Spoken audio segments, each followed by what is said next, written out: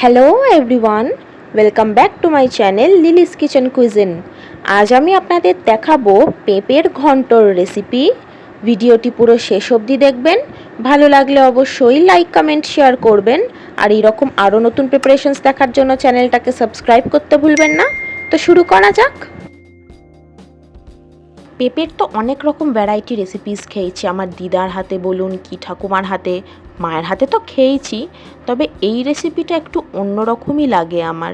সাথে মটর ডালের বড়া দেয়া আরোই ব্যাপক লাগে। সত্যি বলতে মটর ডালের বড়াটা আছে বলেই এই রেসিপিটা এতটাই ফেভারেট আমার, কারণ মটর ডালের বড়াটাই ইটসেলফ আমার এত ভালো লাগে। তো চলুন দেখে নিন এটা বানানোর জন্য কি কি লাগছে। লাগবে নারকেল কোড়া, লাগছে মটর ডাল, আর নিয়ে নিয়েছি মেন ইনগ্রিডিয়েন্ট মানে কাঁচা পেঁপে, যেটার গোটার হাফ পোর্শনটা লাগবে। এটা কেটে নিয়ে ভেতরের বীজটা বার করে ফেলে দেওয়া হয়েছে। কাঁচা পেঁপেটার পেছনের উঁচু মতো অংশটা কেটেও বাদ দিয়ে দিতে হবে। তারপর খোসাটা ছাড়িয়ে নিতে হবে। খোসাটা ছাড়ানো হয়ে গেলে পেঁপেটাকে গ্রেট করে নিতে হবে। একদম মিহি করে কুটতে হবে যাতে একটুও গোটা না থেকে যায়। দেখুন পেঁপেটা কোড়ানো হয়ে গেছে। এরপর মটর ডালটাকে বেটে নিতে হবে। এখানে আমরা মটর ডালের সঙ্গে নিয়ে নিয়েছি একটা কাঁচা লঙ্কা আর আদার টুকরো। ঝালটা আপনাদের মতো বুঝে অ্যাড করবেন। এখানে যেহেতু শিলনোড়ায় বাটা হচ্ছে তাই আদার টুকরোটাকে একটু থেঁতো করে নিতে হবে নোড়া দিয়ে।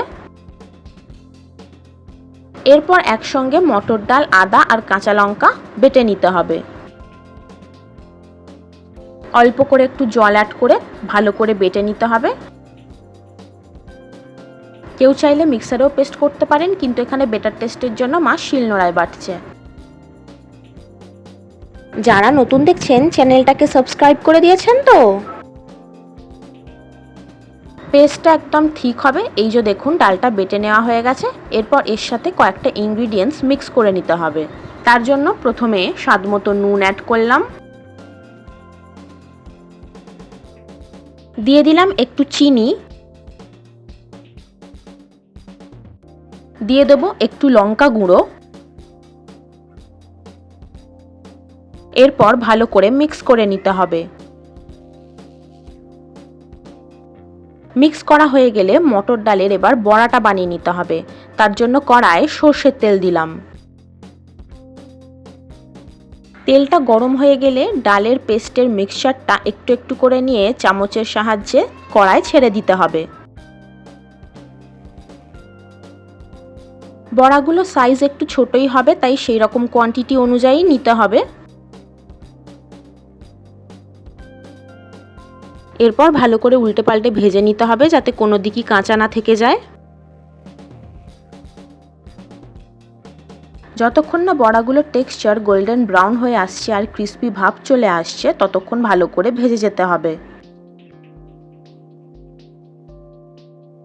পেঁপে দিয়ে কোন কোন প্রিপারেশনস আপনাদের খেতে ভালো লাগে বা খেয়ে থাকেন আমাকে কমেন্টে জানাবেন। মা যখন মটর ডালের বড়া গরম গরম ভেজে তুলে রাখে ওই সময় কয়েকটা কিন্তু মুখে পুরে দিতে হেভি লাগে।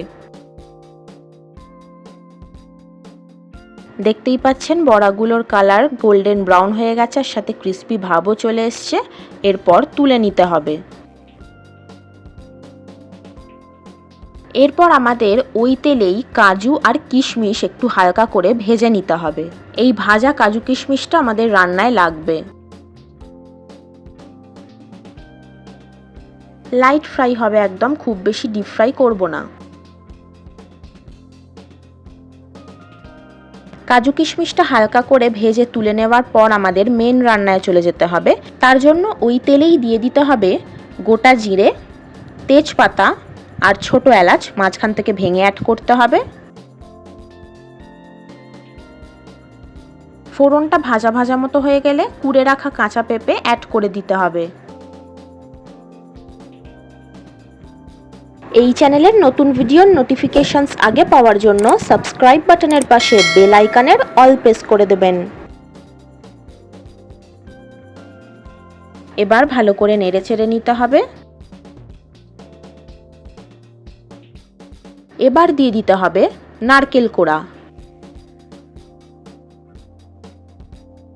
এরপর নেড়েচেড়ে পেঁপে আর নারকেলটাকে মিক্স করে নিয়ে ভালো করে ভাজতে হবে।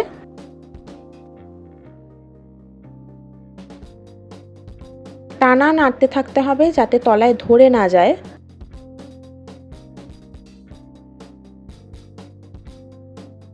এরপর দিয়ে দেব আদা বাটা। যেহেতু নিরামিষ আইটেম এটা, তাই রসুনের কোনো ইউজ নেই। আবার ভালো করে নেড়েচেড়ে নিতে হবে একটু। এই সময় কিন্তু গ্যাসের ফ্লেম একদম লো রাখতে হবে। এরপর দিয়ে দেব স্বাদমতো নুন।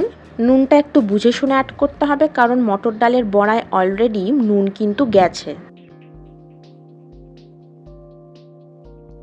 একটু নেড়ে নিতে হবে। এবার দেব পরিমাণ মতো চিনি। এই পেঁপের ঘন্টর রেসিপিটা আগে কেউ কোনোদিন খেয়েছেন কিনা আমাকে কিন্তু কমেন্টে জানাতে ভুলবেন না। ভালো করে নেড়ে নিতে হবে যাতে চিনিটা গলে যায়। এরপর অ্যাড করে দিতে হবে ভেজে রাখা কাজু কিশমিশ আর মটর ডালের বড়াগুলো।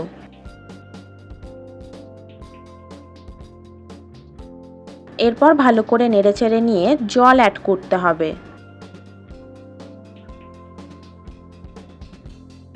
প্রথমেই খুব বেশি জল দেব না, প্রয়োজন মতো পরে দরকার পড়লে অল্প অল্প করে দেওয়া যেতে পারে। কাঁচা পেঁপেটা শুধু সেদ্ধ করার মতোই জল দিতে হবে, তার বেশি একদম না।